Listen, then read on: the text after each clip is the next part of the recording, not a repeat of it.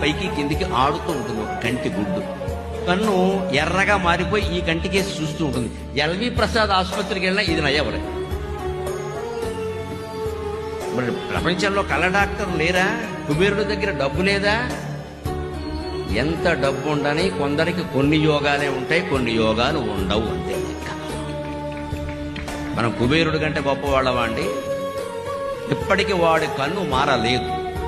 ఎందుకో తెలుసా? పార్వతీదేవి శాపం.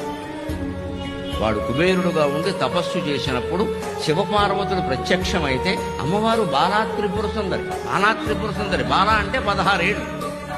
శివుడు అలా ఉన్నాడు. ఈవిడ వచ్చి వయ్యారంగా ఆయన భుజం మీద చేయి, మరి వాళ్ళ ఆవిడ ఆయన భుజం మీద చేయకపోతే నీ భుజం మీద వేస్తాడే.